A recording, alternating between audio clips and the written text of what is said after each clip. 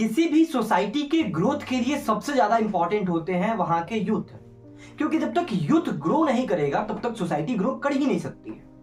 और यूथ के ग्रोथ के लिए सबसे ज्यादा इंपॉर्टेंट है उनके रोल मॉडल्स, किनको वो हीरो मानता है, किनसे वो चीजों को सीखता है। लेकिन अभी यूथ के बीच में वल्गैरिटी कॉमन होता जा रहा है। अभी आप देखते होंगे कि कैसे बच्चे जो हैं एक दूसरे से बात करते हैं गाली गलौज का इस्तेमाल करके। आपको मैं बताऊंगा कि कैसे ये जो वल्गैरिटी है आपको मीडियोकर बना करके छोड़ देती है। ये सभी चीजों को विस्तार से जानेंगे आज की इस वीडियो में। Social media addiction is becoming more commonplace now. Teenagers are among the biggest consumers of social media. I say that social media has started controlling our lives and the choices we make. A society that idolizes entertainers is a society that is doomed. In digital platforms का content हर दिन नई हदें पार कर रहा है।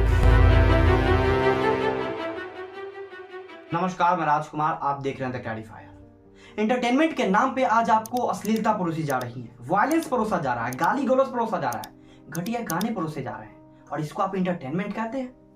यही घटिया entertainment परोस करके मूवीज डायरेक्टर, ओटीटी प्लेटफॉर्म्स और एक्टर एक्ट्रेसेस करोड़ों का मुनाफा कमा रहे हैं और इन्हें आप सेलिब्रिटीज कहते हैं, हीरो कहते हैं। इन्हीं से चीजों को सीखते हैं। आइए जानते हैं कि कैसे ये आपके जीवन को प्रभावित कर रहे हैं। लॉकडाउन के बाद से भारत में ओटीटी प्लेटफॉर्म्स में बहुत ग्रोथ देखा गया है और यह सिर्फ संभव हो पाता है हाई स्पीड इंटरनेट कनेक्टिविटी के कारण। दुनिया के मुकाबले में भारत में सबसे ज्यादा सस्ता इंटरनेट कनेक्टिविटी है और इन प्लेटफॉर्म्स को किसी भी डिवाइस से आसानी से एक्सेस किया जा सकता है, सिर्फ इंटरनेट कनेक्टिविटी चाहिए होगा और इस वजह से ये ज्यादा पॉपुलर होती जा रही है। ट्रेडिशनल केबल टीवी की अगर बात करें तो वहां एक प्रोग्राम अगर 3 से 4 के बीच में आ रहा है और आप मिस कर जाते हैं तो उसे देख नहीं पाते थे, लेकिन ऐसा नहीं होता ओटीटी में। ओटीटी में आप अपने शेड्यूल के अनुसार से कोई भी प्रोग्राम देख सकते हैं। जैसे जैसे ये प्लेटफॉर्म्स पॉपुलर होते जाते हैं वैसे वैसे इनके बीच कंपटीशन भी बढ़ता चला जाता है। अब हर प्लेटफॉर्म चाहता है कि कुछ यूनिक कंटेंट दिया जाए, कुछ यूनिक फीचर दिया जाए ताकि ज्यादा से ज्यादा ऑडियंस को ग्रैब करा जा सके। और जिसकी वजह से अब इनका मेन जो एम है वो कंटेंट से हट करके ऑडियंस ग्रैब पे चला जाता है, ऑडियंस को अट्रैक्ट करने पे चला जाता है, जिसके कारण से अब ये एब्यूजिव लैंग्वेज, सेक्सुअल कंटेंट और घटिया घटिया गानों का इस्तेमाल करेंगे ऑडियंस को ग्रैब करने के लिए। And one of the critical factor which lead to the vulgarity is creative freedom.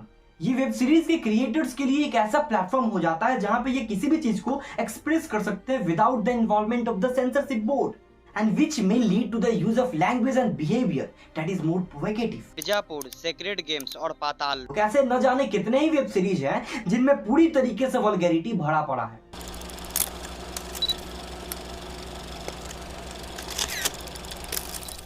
आपको क्या लगता है 2-2.5 घंटे की जो फिल्म आप देख करके आते हो, क्या उसका कोई प्रभाव नहीं पड़ता आप पे? आसानी से देखा जा सकता है उसका प्रभाव। आप सोसाइटी में देख सकते हैं कि कैसे बच्चे जो अपना हेयर स्टाइल है वो उस स्टार की तरह कॉपी कर रहे हैं, उस सेलिब्रिटी की तरह कॉपी कर रहे हैं, उनकी तरह ड्रेस पहनेंगे। जो बच्चियां हैं वो हीरोइन की तरह, जो उस हीरोइन ने उस फिल्म में कपड़ा पहना था ना वैसा वाला पहनेंगे। ऐसे ऐसे चलता है और आप बोलते हैं कोई इफेक्ट ही नहीं पड़ता। तो अगर बच्चे इन सभी चीजों से प्रभावित हो रहे हैं तो क्या वह जो मूवीज या फिर ओटीटी प्लेटफॉर्म या वेब सीरीज में जो वल्गैरिटी दिखाया जाता है उनसे प्रभावित नहीं होते होंगे? होते हैं। आप सोसाइटी में देखिएगा कि जो बच्चे हैं वो अपने दोस्तों से मिलेंगे तो कैसे वो गाली गलौज का इस्तेमाल करते हैं। अब आप बोलेंगे आप भाई किस जमाने में जी रहे हो, क्या आप गाली गलौज का इस्तेमाल नहीं करते? जी मैं तो नहीं करता। आप देखिएगा आपके कुछ इन्फ्लुएंसर है जो बताते भी हैं आपको कि the art of bad word, कैसे आप बड़े से बड़े शब्दों को एक छोटे गाली से काम चला लेते हैं, ये आपको सिखाते हैं। ऐसा नहीं है कि सारी की सारी मूवीज यूथ को करप्ट कर रही हैं, कुछ मूवीज हैं जो अच्छी भी हैं। इंटरस्टेलर, स्वदेश, रॉकेटरी, वेकअप सीड, मैट्रिक्स, अ वेंसडे, पाथर पंचाली, अपराजितो, अपूर संसार, शिप ऑफ थेशस। लेकिन इस तरीके के मूवीज की तादाद बहुत कम है और मैक्सिमम ऑफ द मूवीज को आप फैमिली के साथ बैठ करके देख भी नहीं सकते हो। जो करेंट फिल्म्स हैं वो पूरी तरीके से एक्शन, थ्रिलर, रोमांस और रॉबरीज पे भरी पड़ी हैं। टीनेजर्स इनसे आसानी से इन्फ्लुएंस हो जाते हैं। इन्फ्लुएंस होने के बाद अब वो भी चाहते हैं कि हम एक्टर या एक्ट्रेसेस बने और इतना बनना तो आसान है नहीं, तो वो अब देखते हैं कि कुछ जो सोशल मीडिया इन्फ्लुएंसर हैं वो एक्टिंग में जा रहे हैं, उनको फिल्म में डायरेक्टली मिल जा रहा है जगह, तब वो स्टार्ट करते हैं रील्स बनाना और बनाते बनाते उन्हें समझ में आता है कि अच्छा ज्यादा से ज्यादा फॉलोअर्स चाहिए होंगे तभी जाकर के ना पॉपुलर होंगे। और पॉपुलर होने के लिए अब वो क्या करते हैं, अच्छा ऐसा स्टंट किया गया था ना उस मूवी में, अब हम भी करते हैं, तो बाइक उठाते हैं और स्टंट करते हैं रोड पे जाकर के।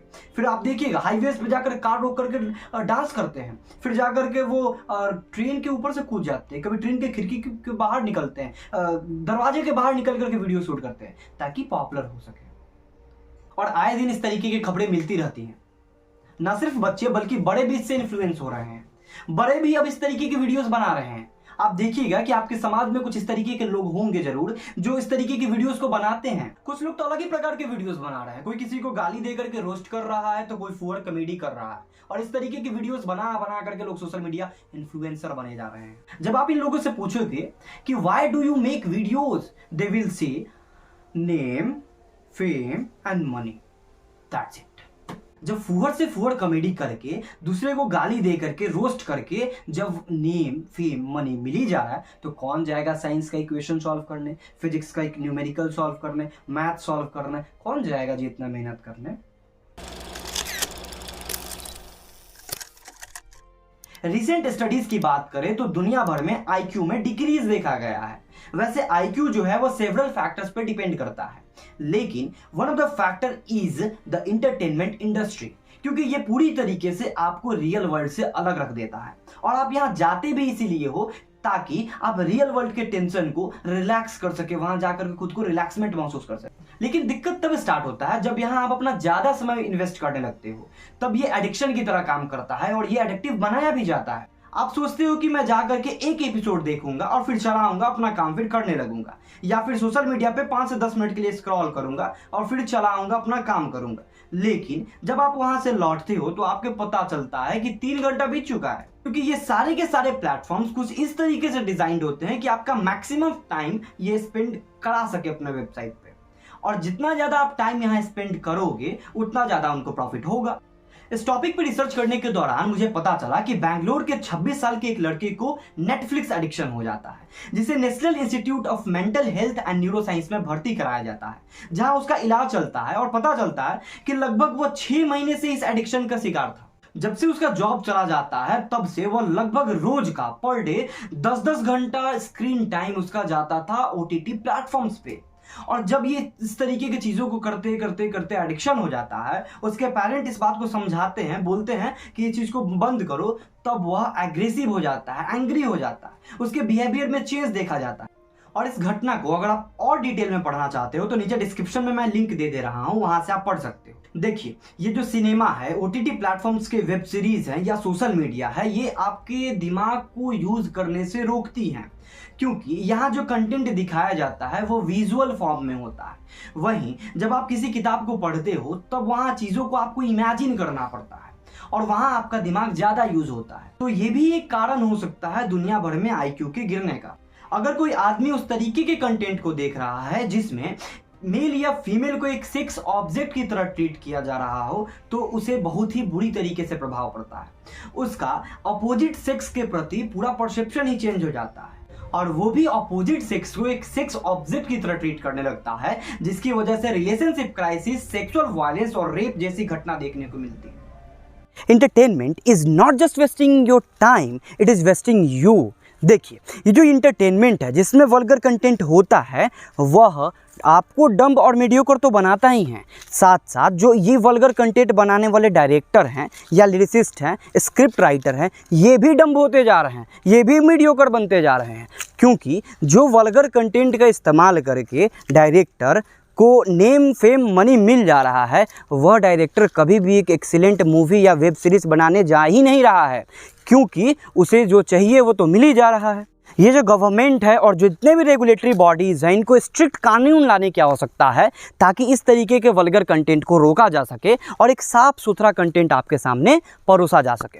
देखिए, अब आपको क्या करना है, आपको अपने टाइम को सही जगह इन्वेस्ट करना है, अपना जितना स्क्रीन टाइम है उसे कम से कम करना है। और साथ साथ इन्वेस्ट करने का मतलब हुआ कि आप कोई किताब पढ़ सकते हैं, अच्छी किताब पढ़ लीजिए, म्यूज़िकल इंस्ट्रूमेंट सीख लीजिए, या नया आप कुछ लिख सकते हैं, आप किताब लिख सकते हैं, आप पोएम लिख सकते हैं, आप इस सभी की चीज़ों में, तो जितना क्रिएटिव चीज़ें हैं उसमें अपना दिमाग लगाइए और उन सभी चीज़ों की जितना खाली टाइम आपके पास होगा आप बिना मतलब के चीज़ों में लगे रहेंगे। इसीलिए अपना टाइम को सही से इन्वेस्ट करना सीखिए। पैसों के लिए अपनी भाषा और संस्कृति को बेचने वाले कलाकार नहीं हो सकते।